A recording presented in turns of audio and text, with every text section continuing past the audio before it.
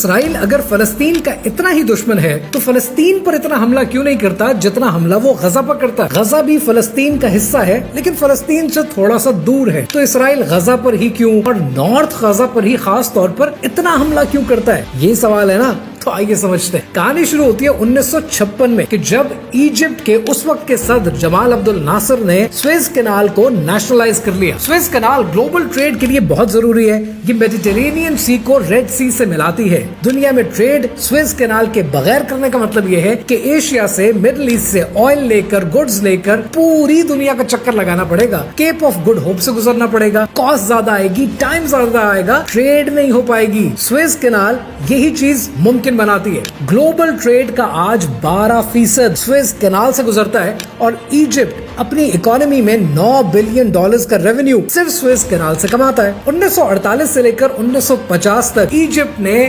اسرائیل کے ویسلز کو گزرنے نہیں دیا، اسرائیل کی ٹریڈ کو مشکل بنا دیا۔ سن 60 کی دہائی میں پھر 8 سال کے لیے سویز کینال کو بند کر دیا، پھر اسرائیل کے لیے مصیبت کھڑی کر دی۔ اگر سویز کینال سے اسرائیل کا راستہ روک دیں، اسرائیل کی ٹریڈ رک جاتی ہے، اسرائیل کی راتوں کی نیند حرام ہو جاتی ہے۔ سن 60 کی دہائی میں اسرائیل نے اپنی کینال بنانے کا خواب دیکھا، بین گورین کینال، اور یہ بین گورین کینال ایک کروڈ کینال میپ ہے۔ اس ڈیزائن پر یہ کینال بنے تو فلسطین کی آبادی کو متاثر کیے بغیر یہ کینال بنائی جا سکتی ہے۔ بلینز آف ڈالرز کی انویسٹمنٹ ہوگی، 300 کلومیٹر کی یہ کینال بنے گی، لیکن اسرائیل نے ایک نیا ڈیزائن بنایا اور وہ اپنی کاسٹ بچانے کے لیے، اپنا وقت بچانے کے لیے بنایا کہ اس کو سیدھا بناتے ہیں اور غزہ کی پٹی سے لے کر جاتے ہیں، لیکن اس کا مطلب تو یہ ہے کہ غزہ کے لوگوں کو ڈسپلیس کرنا پڑے گا، نارتھ غزہ میں بمباریاں کرنی پڑیں گی، جینوسائیڈ کرنا پڑے گا، معصوموں کا قتل کرنا پڑے گا، اور اسرائیل اسی پر تولا بیٹھا ہے۔ Those of you who do not know، اسی طرح کی ایک کینال اور ہے